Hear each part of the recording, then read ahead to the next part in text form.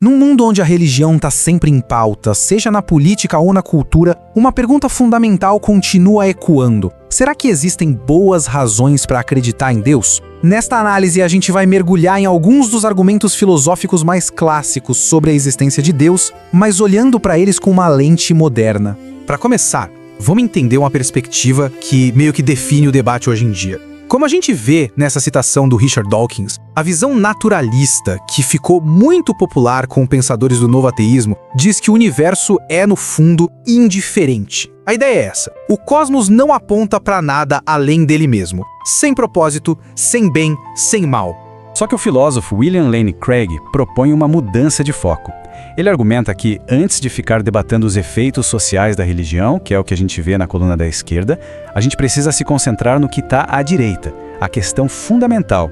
Será que a crença em Deus tem uma base racional sólida? É essa pergunta que a gente vai explorar agora.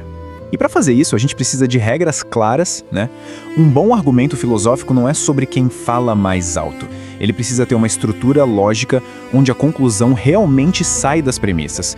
E, mais importante, essas premissas precisam ser mais prováveis do que o contrário delas. Com essa ferramenta em mãos, dá para analisar os argumentos de um jeito bem objetivo. Esse aqui vai ser o nosso roteiro. A gente vai construir um caso passo a passo, olhando para argumentos-chave. Vamos começar com a questão da existência, depois a origem do universo e a nossa bússola moral. Vamos analisar o ajuste fino do cosmos e, no final, chegar a um veredito da razão. Nosso primeiro argumento vai direto na pergunta mais básica de todas. Por que existe alguma coisa em vez de nada? Isso nos leva ao argumento da contingência. Contingente é só uma palavra para dizer algo que existe, mas que poderia muito bem não ter existido. A questão é, o que explica a existência dessas coisas, como o próprio universo? A lógica desse argumento é bem direta. Parece um efeito dominó. A primeira premissa diz que tudo tem uma explicação. A segunda, que a explicação final para o universo é Deus. A terceira é óbvia: o universo existe. Se essas três premissas estiverem certas, a conclusão de que Deus é a explicação vem naturalmente. A grande pergunta, claro, é: essas premissas são verdadeiras? Essa analogia da esfera na floresta ajuda a gente a entender a primeira premissa de um jeito bem intuitivo. Imagina encontrar uma esfera dessas no meio do mato. Ninguém ia pensar que ela simplesmente apareceu ali, sem motivo, né? O argumento defende que o universo, não importa o tamanho, também precisa de uma explicação. Dizer que o universo é a única coisa que não precisa de explicação seria, bem, uma exceção bem conveniente. Agora, vamos para o nosso segundo ponto. A gente sai do porquê da existência e vai para o como ela começou.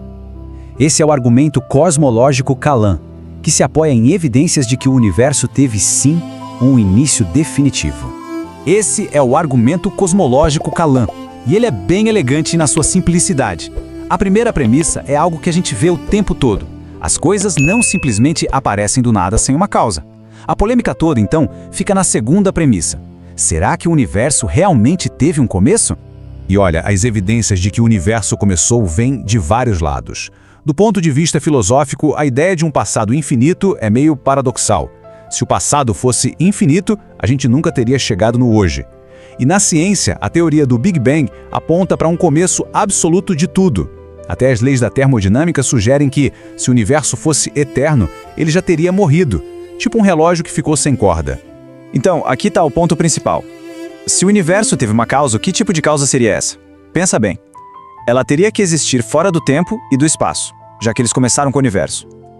Teria que ser imaterial e absurdamente poderosa. E segundo argumento, teria que ser pessoal, uma mente, para poder escolher criar um universo a partir do nada.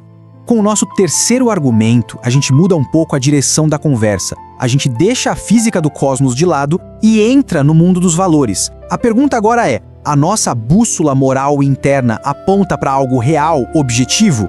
Esse argumento propõe o seguinte: se um ponto de referência que transcenda a gente, a moralidade vira só uma questão de opinião ou de costume social. Mas no fundo a gente age como se certas coisas fossem objetivamente erradas, tipo torturar alguém por diversão.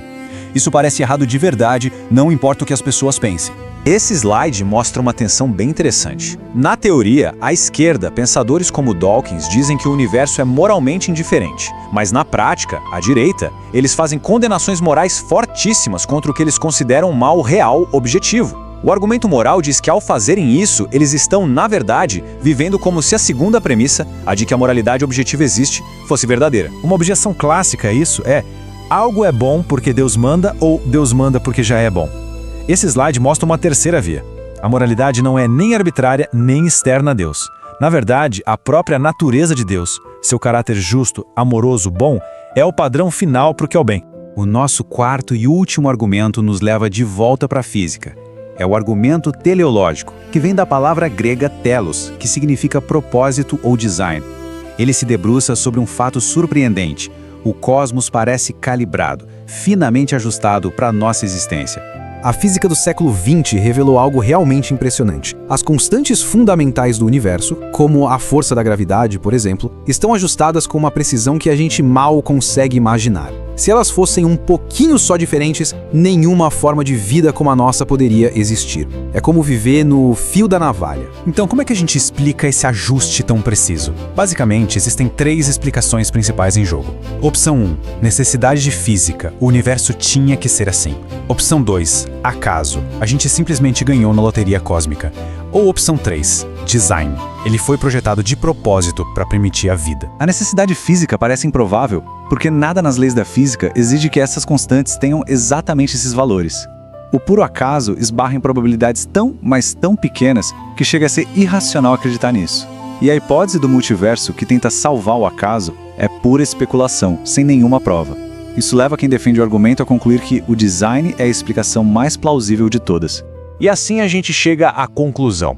É muito importante entender que esses argumentos não são apresentados como provas isoladas, mas como peças que se encaixam formando um único caso coerente. Cada argumento que a gente viu contribui com uma peça desse quebra-cabeça. O argumento da contingência nos dá uma explicação para a existência. O Kalam aponta para um criador poderoso. O do ajuste fino sugere uma inteligência por trás de tudo. E o moral aponta para um fundamento para o bem. Juntos, eles pintam o retrato de uma causa transcendente, inteligente e boa para nossa realidade. O objetivo aqui não é ter uma certeza matemática, tipo provar um teorema. A meta da filosofia da religião hoje em dia, como diz essa citação, é mostrar que a crença em Deus é uma posição intelectualmente defensável e que, para muitos, faz mais sentido com as evidências que a gente tem do que as alternativas.